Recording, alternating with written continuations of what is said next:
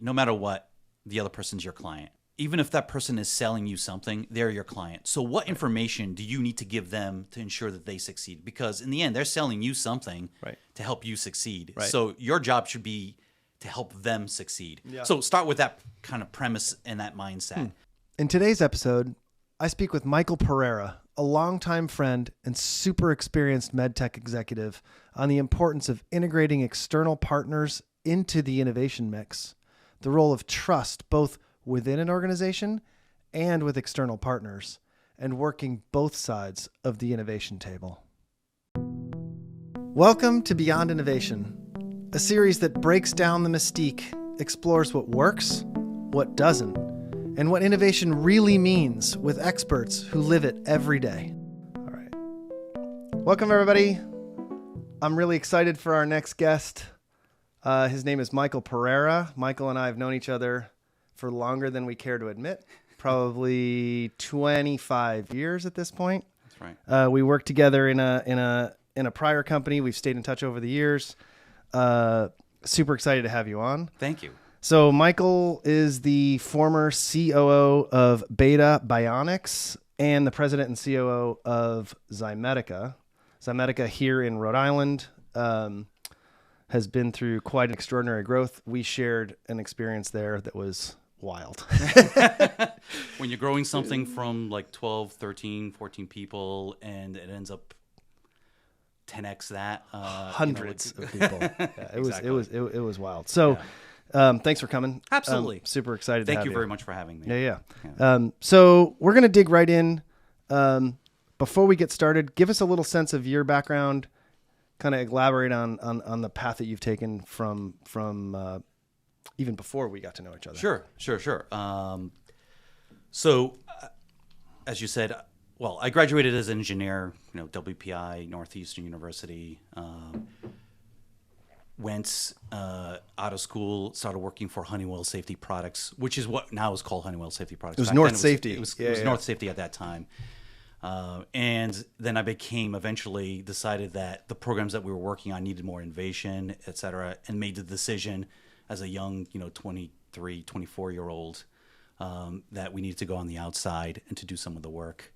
And anyway, long story, making it longer, ended up hiring what was then Item New Product Development, which then evolved into Zymedica.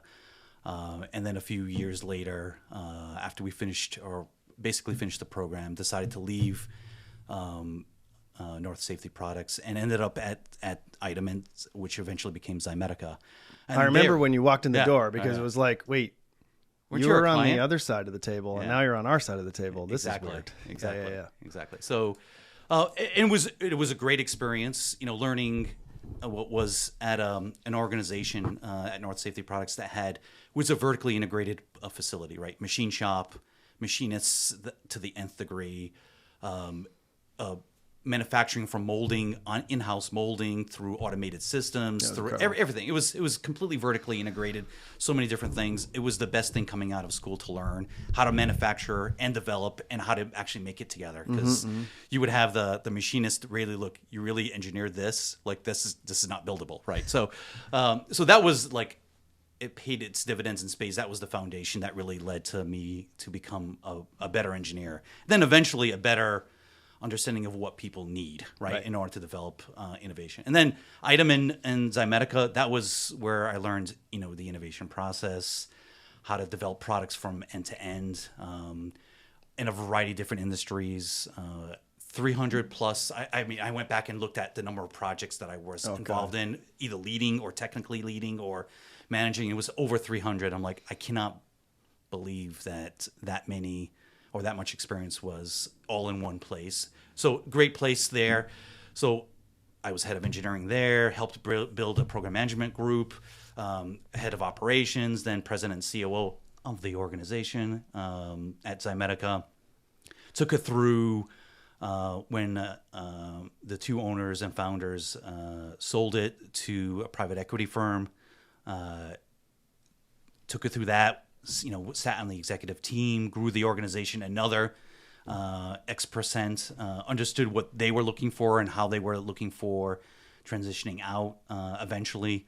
And and then took it through the last one, which was sold to Summit Partners, which established Veranex organization with a variety of other companies that they are all rolled up into one big organization. Yeah, there's not many people I know who have been through the growth of an organization from when it was very small. I mean, I was employee number 10, you were employee number 13. Yeah.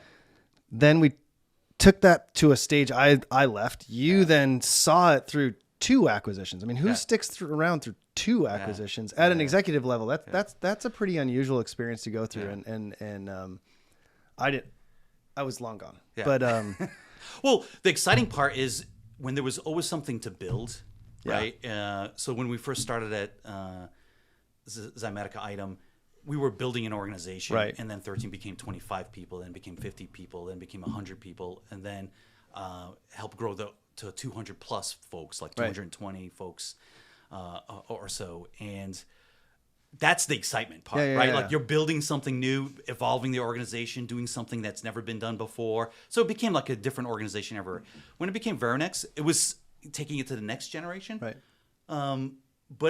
But that offered the opportunity and say, look, do I really want to take it to the next big, corporate organizational level, or do I want to try something different? That's where Beta Bionics just came on by, and it was a great organization. It was something that a startup in the diabetes pump algorithm area where they were developing a great product. They had great funding, and an organization was being built, and they needed somebody who had all of the experience that I had learned, right, and help guide that organization to what it could become, right, and that was really exciting to have that kind of like vision and control and ability to grow an organization. And it puts you in this really unique position, which is why we're talking about this topic today, which is.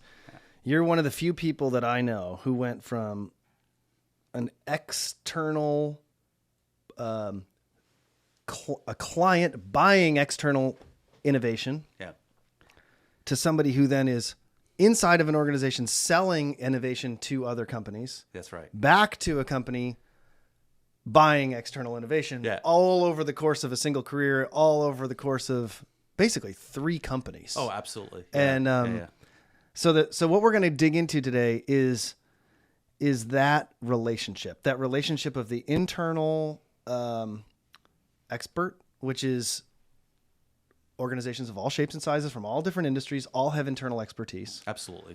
Looking for support from the outside to generate new, more interesting, new channels, new ideas, grow the core business, grow extensions, and that relationship between them and how it's challenging and it's complicated. And I think you have a perspective that is very unique in this. So why don't we just start with that? Like, give us your sort of vision for how companies can better leverage external partners and what your experience has been through that.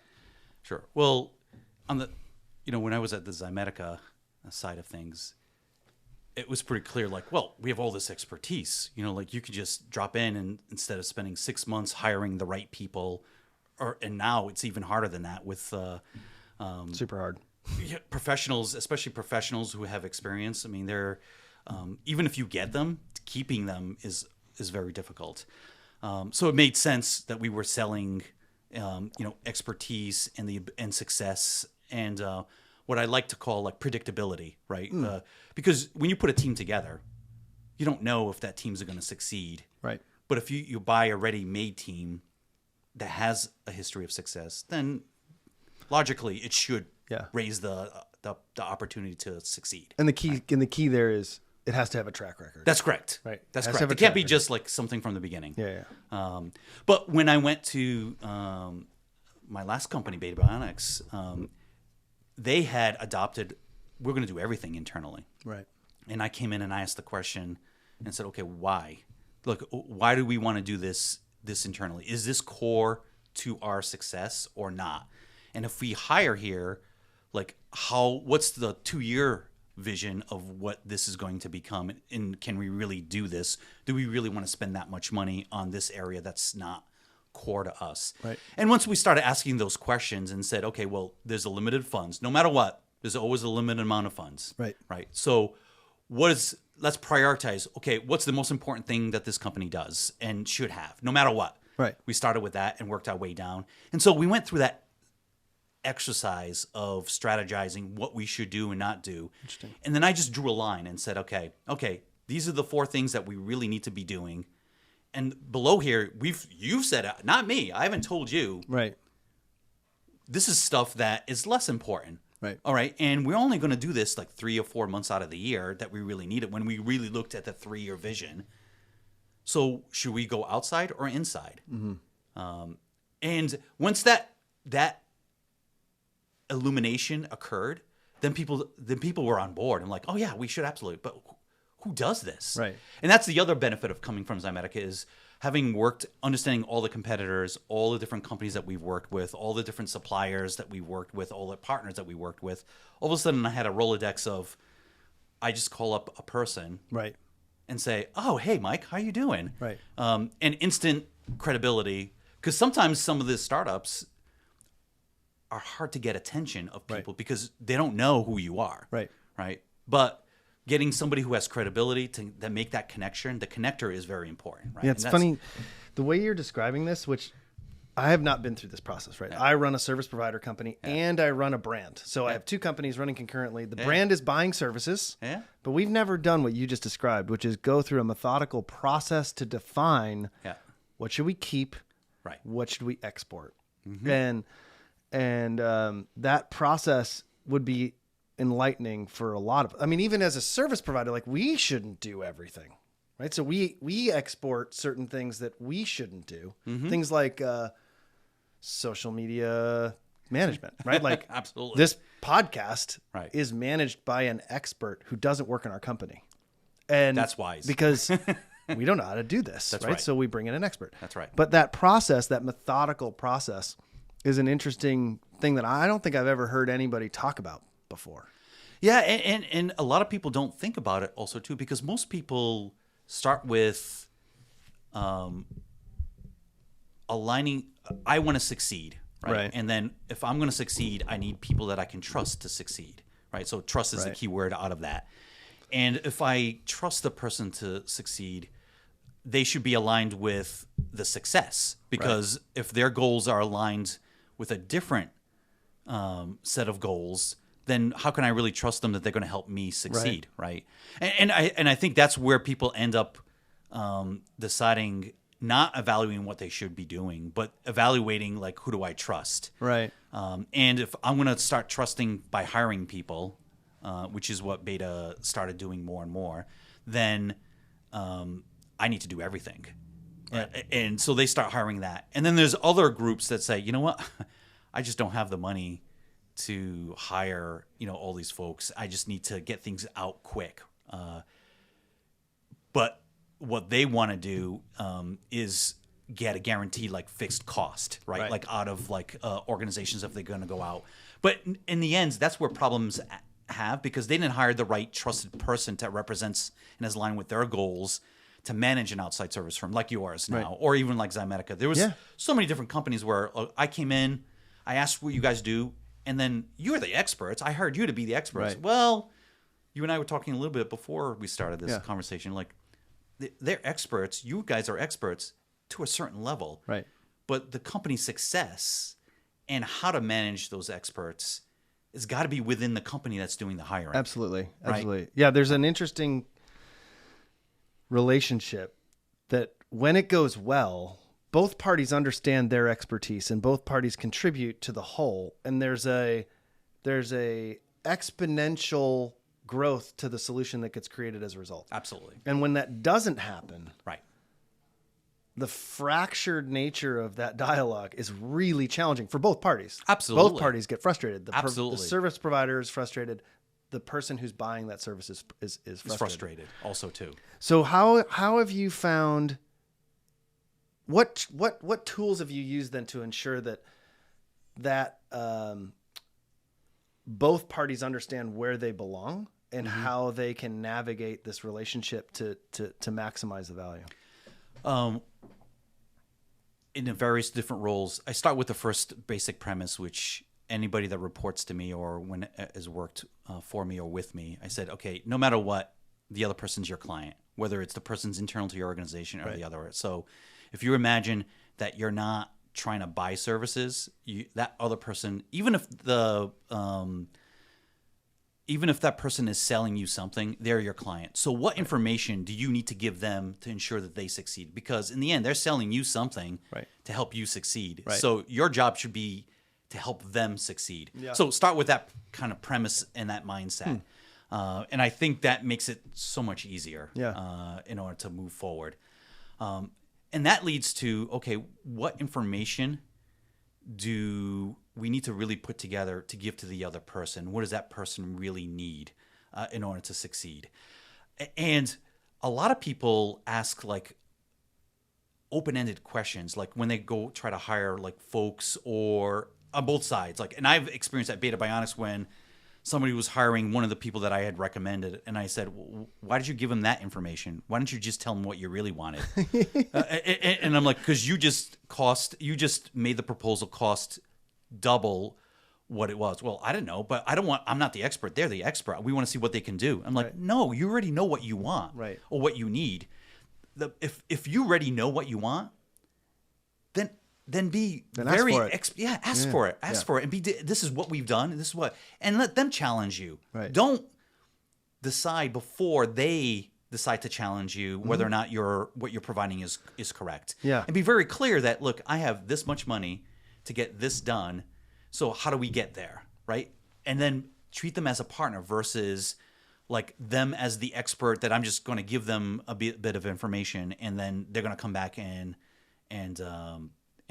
get it all done for that amount of time. It's funny that you like hearing you say this, and we had a conversation before we started, but it didn't get into this level of detail. But hearing you say this is, I'm hearing my own conversations with customers where I'm asking them, how much can you spend?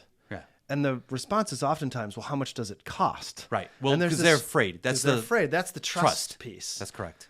And I think that's a challenge for both parties, right? Because look, everybody's in this to try to make money, right? Yeah. The goal here is to generate and revenue. Everybody should make money. Yeah. But at the end of the day, if one party says, I know I can spend $500,000 to do this, and the other party's expectation is that you're going to spend $2 million to do this, you have a problem. Huge. And that trust starts with, I'm going to give you the best thing I can for your budget. That's right. And, that hearing you sort of articulate that, as I think about our customers, it doesn't, like, it takes a long time to get to that place. Oh, absolutely. Because they don't know. They're afraid that, this is like a bazaar in some sort of, foreign country where the first price that they give, you negotiate down and you end up being 50% of where it needs. And it's not the case here. No. Right. And I gotta say, I do have benefit being starting on one place and then ending up at a service provider and then back at one place. I already kind of know what all the costs should be. Sure. So I kind of have the ability to know, like, okay, you really shouldn't ask that because you just added another $1 million to the quote, right? And so why would you do that?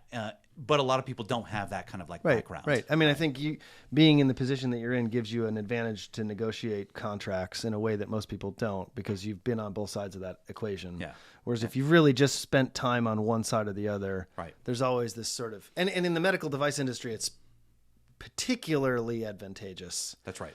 Because the cost structure within that category is different than the cost structure in other categories. Absolutely.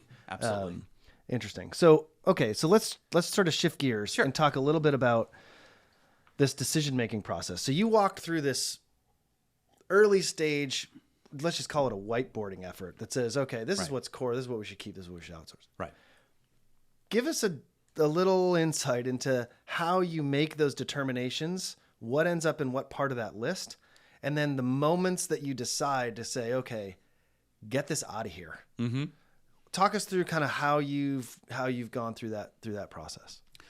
Well, it's as basic as what you said. It's getting people in the room. Well, actually, let me go even a step backwards. First, everybody's got to make sure that everybody's aligned on the values of the organization.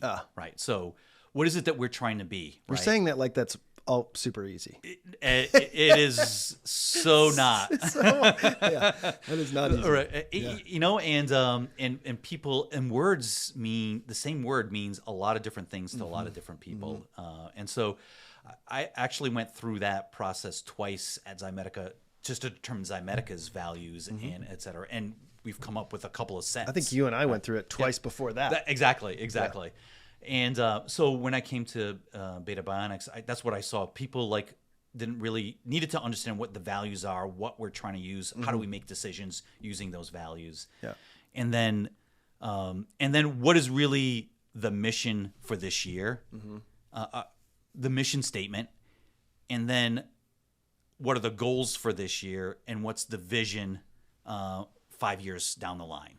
And all of those things, we did it extremely fast, but 3 or 4 months, most organizations would call that extremely fast. That's fast. And we got to a point because we said, okay, well, you know what? We need to have alignment. We took key representatives, kept everybody informed as we went along, and took information in for people who wanted to contribute so that everybody felt like they were along. And then we had goals for the year that were aligned with the mission statement itself and a long-term vision, because we could say, okay, this is a step in the 5-year vision. Right. And so once you have that, then the next step is, okay, for us to do that, and we know that, okay, we can hire and you have to kind of frame it in a way that people understand, right? We can hire about this many people and spend about this much money, and we know, and we have to play a little bit of a pie and say, okay, now R&D, you get this part of the pie. Right. Okay, so we know we can do all of this. Now, if we add everything that we want to do internally, it adds up to 4x. Right.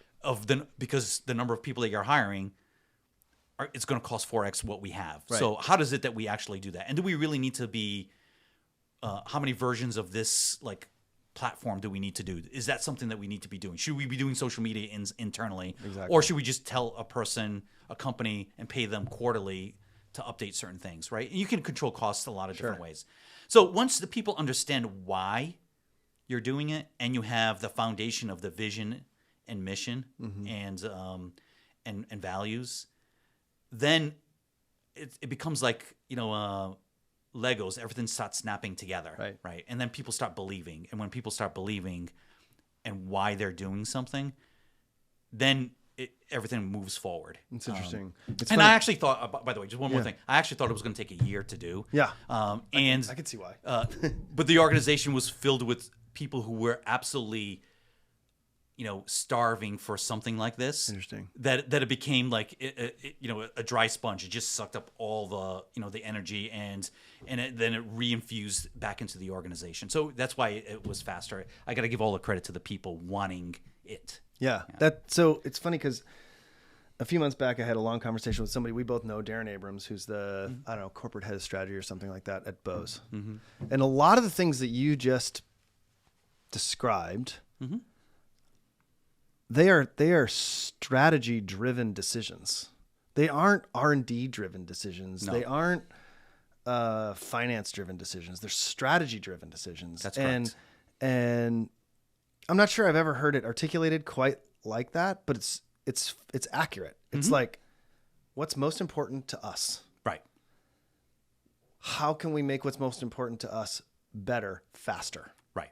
And then we use the tools that exist within the ecosystem that we operate in to move that along. That's right. And that's a really interesting way to look at it. That really starts with strategy. Yeah, absolutely. And I learned from Darren. So Darren, you can send me a text afterwards. But in the early days, and I think my background, starting as an engineer and then working with industrial designers and really looking at things very differently.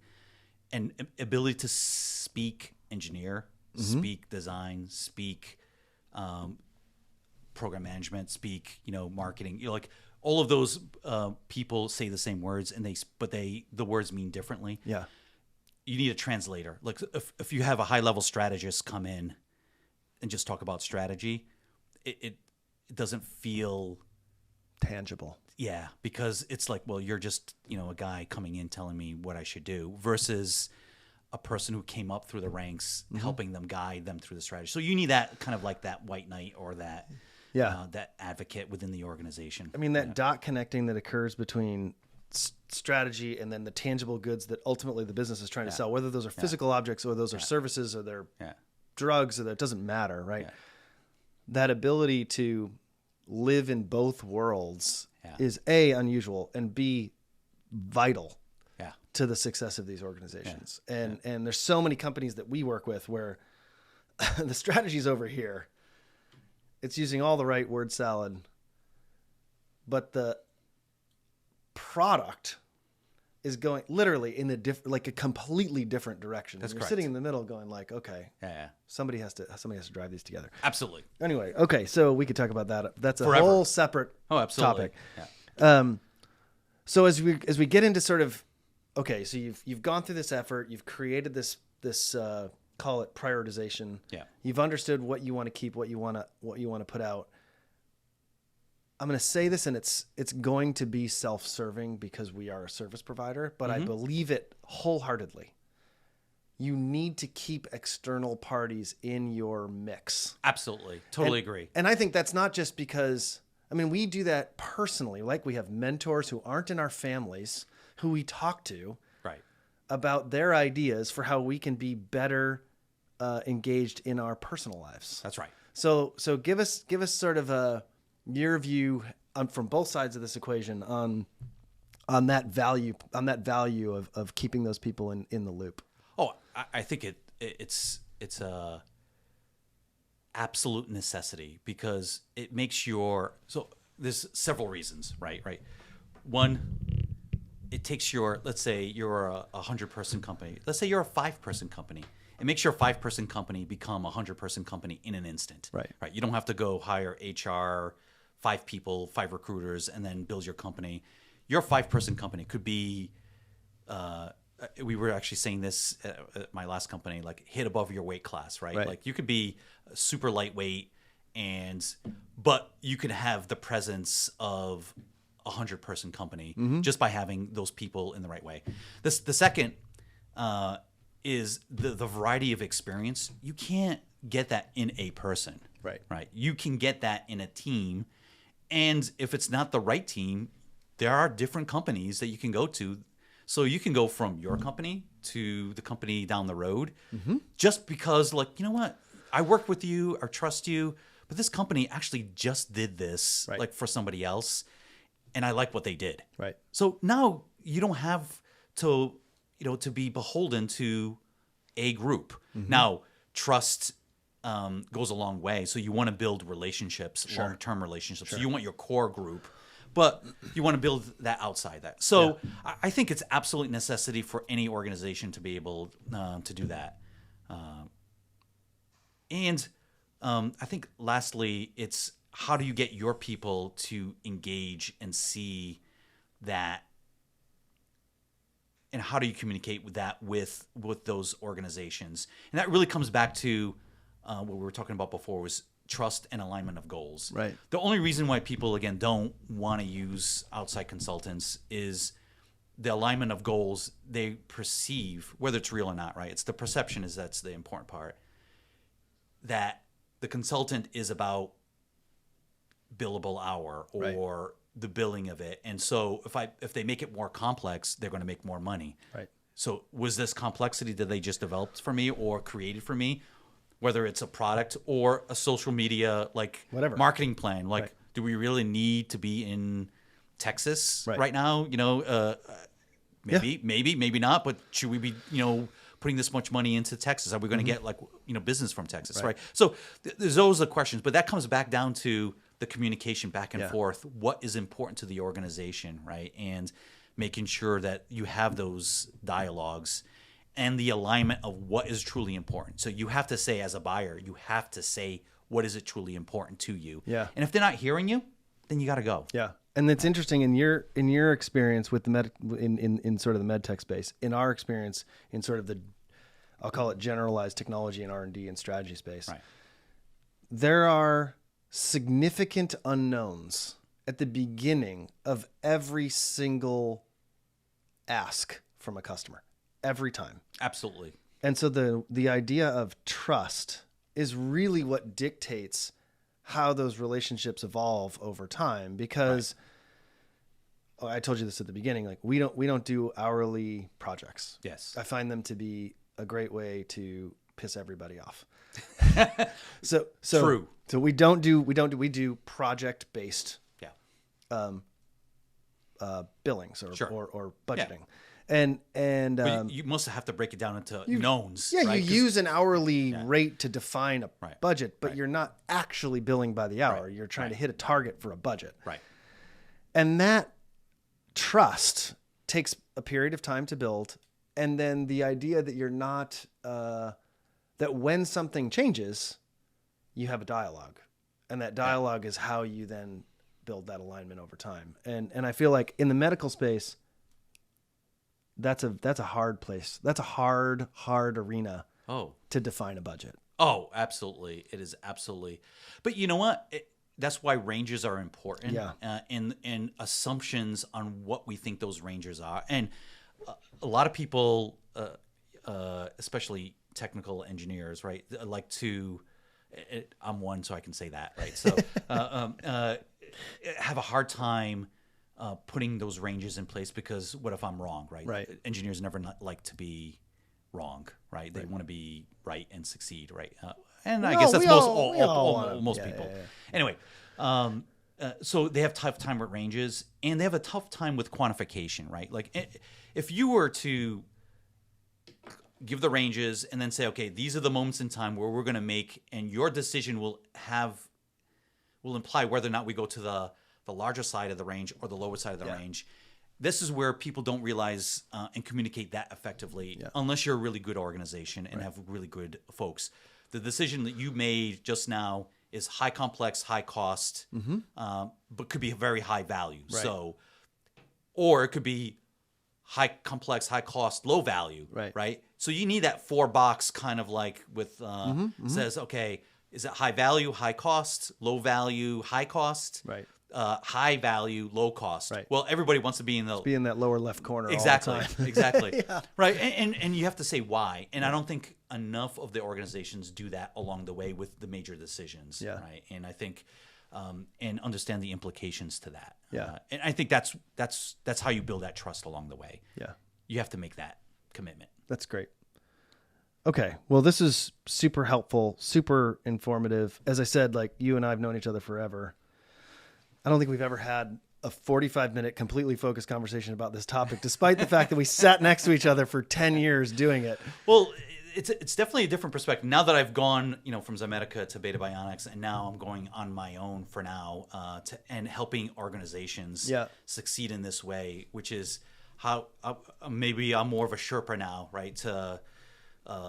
With a C-suite kind of mentality, right, of how organizations can succeed, whether you want to be a 5-person organization, which that's low cost, high value, right? Or high value, high cost with a number of people. Either way, you're going to need support. And how you do that, you need those foundational elements and a person who's done it before. Right? Yeah. So hopefully I can provide some value there. I am 2,000% sure that you will. I appreciate it. Okay. Thanks for coming on. Thank you very much for having me. You got it.